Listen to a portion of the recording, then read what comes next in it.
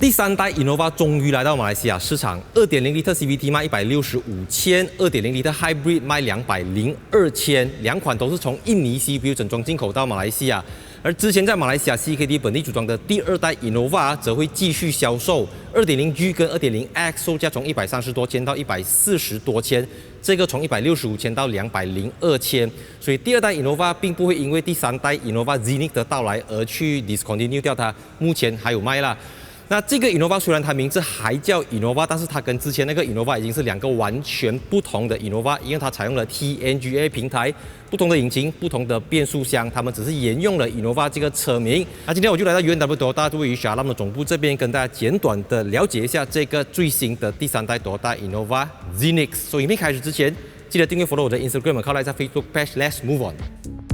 第二代 Innova 基于跟 Hilux Fortuner 相同的 IMV 平台打造。第三代 Innova 就是基于 TNGA 平台，虽然它的轴距2850mm 长过 Toyota Camry， 但它用的不是 Camry 的 TNGA K D segment 平台，而是 TNGA C segment 平台，轴距是2850，相当的长。所以这个 TNGA C 呢，其实就是跟 Toyota Noah 相同的这个底盘相同的平台，但是它比 Noah 宽了120个 mm， 长了65个 mm。所以基本上这个东南亚版本的 Innova Zenith 呢，它就是比 Noah 更加的阔、更加的低、更加像一辆传统的好像 SUV 这样子啦。因为它这边用的不是 sliding door， 它用的是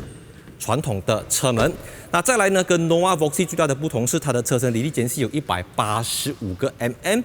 那两款车大概是160mm， 所以好处是你可以进行过一些烂路、过一些 bump， 可以过一些水没有问题。但不好是你没有办法像那些车子这么轻松的上下车。然后第二代的 Innova 是用16、17寸，这个就是18寸。它标配225/50/28尺寸的轮胎，后面是205/60/26的临时备胎。悬挂系统方面，前面是 MacPherson， 后面是 Torsion Beam 非独立悬挂，而不是 Multi-Link 多连杆独立悬挂。所以简单来说呢，它就是 C segment 的平台，但是有着 D segment 的轴距，因为在 Innova Zenith 之上还有一个 Toyota Sienna。第三代 Innova 的 Chief Engineer Hideki Mizuma 同时也是 Noah Voxy 和 Estima Previa 的总工程师。动力的话 2.0L Dynamic Force 引擎和 Direct Shift CVT 有174 PS 和205 Nm， Front Wheel Drive 前轮驱动。2.0H EV 有152 PS 188 Nm， Hybrid 系统提供113 PS 和206 Nm， 综合输出186 PS。 Hybrid 版的车重1685 kg， 比汽油版的重了90公斤，但是它的 Fuel Tank 没有变小，同样是52公升。UNW Toyota 提供8年的 Unlimited Mileage Battery Warranty， 车子有5年的 Unlimited Mileage Warranty。那这两款 Innova Zenith 呢，它们不只是动力数据上面的不同，它们的座椅格局也有一点不同。那个 2.0L 的汽油版的是8人座，2+3+3，中间可以坐3个人，后排也能够坐3个人。那我现在坐在的这个 2.0 Hybrid 就是7人座格局，2+2+3，中间这边是2个座椅，2个 Captain Seat 独立式座椅，然后呢，上面有一个 Panoramic Sunroof 全景式玻璃天窗。前面这块是可以打开的，所以你可以用这边去滑动前后，然后椅背的倾斜程度可以调整。然后中间这边不是一个 Center Console， 它是一个 Walk Through， 你可以从这边走去第3排，但是你一定要买到202千的版本才可以拿到这个 Captain C 独立式座椅。然后中间这边呢，你可以放杯架，然后可以放东西。那最重要的就是这个 Innova 呢，它有2个优点，第一个就是冷气出风口，所以后排是一共有4个冷气出风口，透过中间这边来调整，而不是放在上面。那再来第二个优点就是它的地板底部是 flat bottom， 它是整个平整的，我觉得这个非常的好，它不会因为要放什么传动轴啊就什么。那就像我讲的这个第二代 Innova 它是用 Hilux 平台，就是 Leather Frame Chassis， 所以很多东西是被限制的，毕竟它是一个它是一个 Hilux 的平台。那现在这个呢，就是叫 Monocoque Frame， 也就是车身整个玻璃是一起了的，就是比较像一个 Passenger Car 这样子啦。所以我们现在就去它的第3排来看一看。首先把这个椅子推倒。那因为车子比较高啊，所以你要跨进来的时候其实有一点难度啦。那老人家给他做第2排了，第3排要进出真的有一点麻烦。OK， 所以我跨进来。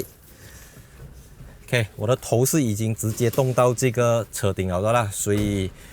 它比我想象中还要来得小。因为我原先觉得啊 ，Innova 嘛，你知道吗 ？MPV 后排第3排就是要大，但是还是只是适合小孩子乘坐。优点是它有冷气出风口，有一个扶手，然后这边还有12V 的 socket。然后因为第2排的这个 track 啊可以推到很前面，所以你的腿部空间是很够。但真的就空间来讲，我觉得非常的压迫。Of course， 你还可以透过这个地方去调整，那这样子就 OK 好很多了。就是它第3排也能够调整 reclining， 但是如果当你这样子坐，后面基本上就不用放行李箱。把这个很 common 啦，你买3排式的车子，通常你要放行李箱空间，第3排就不能载人，你第3排要载人就不能放行李箱。所以这2个座椅格局，毫无疑问的，我当然会选择这个 hybrid 版的 Captain Seat 中间有通道，因为像我讲的，你从门边进来车子有一点难度，如果你从中间进来再从 walk-through 走过来第3排，就会相对来的舒服很多，比较轻松啦。我的意思是，那Innova 当然它的售价是165千到202千、205千左右，所以我觉得在马来西亚它会卖到不知道 booking 不到明年去啦，因为就是Toyota嘛，大家就是想到可靠，而且讲到 MPV 3排式车型，Toyota的那个它的口碑是非常非常的好的。你觉得 Innova 卖165千合不合理？那我自己是这样觉得啊，这个 2.0L Dynamic Force 搭配 10-speed 的 Direct Shift CVT 变速箱，这个动力配置我最早在 Lexus UX 200上面试到，那个 UX 200现在从250千起。那第二个就是 Toyota Harrier 2.0L，Toyota Harrier 的最新售价是从274千起。如果不要看底盘和设备的话，其实这个165千能够买到这样子的一个 Powertrain， 我觉得已经算是非常的合理。至于 Innova Zenix 的驾驶感如何，这个要等到 UNW Toyota 主办 Media Drive， 到时候才有机会跟大家介绍。那在Toyota Malaysia 的产品线上面，现在 Camry 是从219,800块起，所以我觉得165千有这样的空间，真的很难去挑剔它。但是如果你觉得165千还是超出了你的预算，还是能够买到第2代的 Innova 2.0G， 从133,880块起。Toyota Malaysia 只是给你多一个选择，而不是逼你一定要买165千。You know what I mean？ 这个第2代的 Innova AN140 采用 2.0L NA 代号 1TRFE 的旧引擎，139 PS 183 Nm， 采用 6-speed automatic gearbox， 是一个 rear wheel drive 后轮驱动车型，采用2+2+3的7人座格局。165千起的车，当然是 electric seat 电动座椅。你买到 2.0 Petrol 或者 2.0 Hybrid 中间都是10寸的萤幕，它支援 Waya 的 Android Auto 和 Wireless 的 Apple CarPlay， 非常的 OK 啦，就是现在时下最新一定要有的东西。哪怕没有因为低配，不是低配啦，没有因为价钱比较便宜就抽掉。然后它里面也有360 360度全景摄像镜头。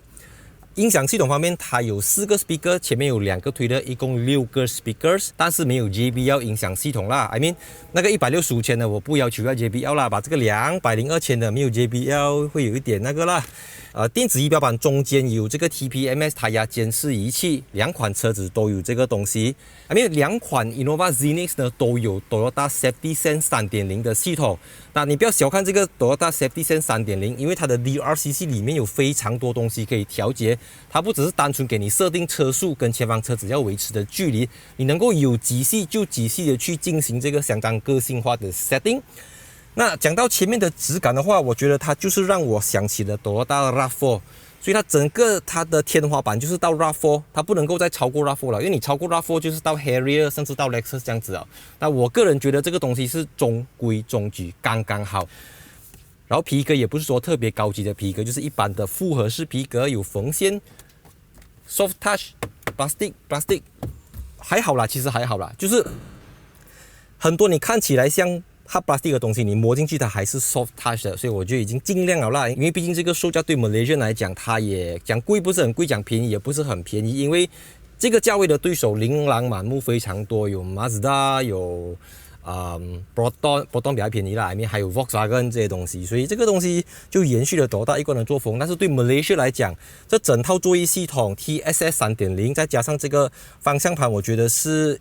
新过比目前Toyota Malaysia Line-up 里面的车子全部都还要来得新。然后它的 Gearbox 是放在这边的啦，那个2.0 Petrol 的是 CVT， 这个是 eCVT， 严格来讲它不可以叫 CVT 啦，就是一个 transmission 这样子。然后 electronic parking brake 就是它不会再有 handbrake 啊，这边2个杯架。OK，that's it。这个 Innova Zenith 采用了 premium and tough 的设计语言，所以它既要强调 premium， 同时也要强调 tough。因为这个车子在印尼 CBU 整装进口，那如果你曾经去过印尼，你就知道在印尼的路上只有2种车，一个叫 Avanza， 一个叫 Innova。所以在印尼小车一定是 Avanza， 大车一定是 Innova。所以那我觉得这个 Innova Zenith 它为马来西亚的消费者提供了另一个选择，就是有齐全的主动式安全辅助系统，更加的像一辆 passenger car， 而不是之前一直给人家讲用 Hilux 的底盘，用 Fortuner 的平台的车子这样子啦。优点是它有可靠的 Dynamic Force 引擎和武功高强的 Direct Shift CVT。那缺点就是 D segment 轴距用 C segment 平台，然后后面是 Torsion Beam， 也没有 Sliding Door， 没有 JBL 音响系统。那毫无疑问的是TNGA 的 Innova 绝对是2023下半年最有竞争力的一个3排式车型。马来西亚消费者也终于迎来了第5代的 Toyota Hybrid 系统。所以它的售价从165千到202千，欢迎到您邻近的Toyota Showroom 去试坐试驾这辆车子。老师再注意 ，See you in my next video. 3, 2, 1 ，Cut。拍摄结束之后呢，我就问了 Innova Zenith 的项目负责人，这个 CBU 是暂时性还是永久性的？我们会不会等到一个 CKD 本地组装的 Innova Zenith？那他回答我，目前 Bukit Rajaplan 没有办法组装 Innova Zenith， 他们目前能够处理最大辆的车子就是轴距2640mm 的 Corolla Cross。如果要组装2850mm 的 Innova Zenith， 他们需要投入大量资金去开发这条生产线，而这个价位在马来西亚也并不算是高销量的车型。简单来讲，就是 CKD 本地组装不划算，这也解释了为什么 Toyota Camry 和 Toyota RAV4 都是 CBU 而不是 CKD。第3代 Toyota Innova 终于来到马来西亚市场，那跟之前160，第3代 Toyota Innova 终于来到马来西亚，它是165千。那今天我就来到 UNW Toyota 的总部这边，跟大家来简短看。第2代 Innova 基于跟 Hilux Fortuner 相同的 IMV 平台打造。这个第3代 Innova 看，第3代 Toyota， 第3代 Innova， 这个 Innova Zenith 呢，它采用了 Premium and Premium。这个 Innova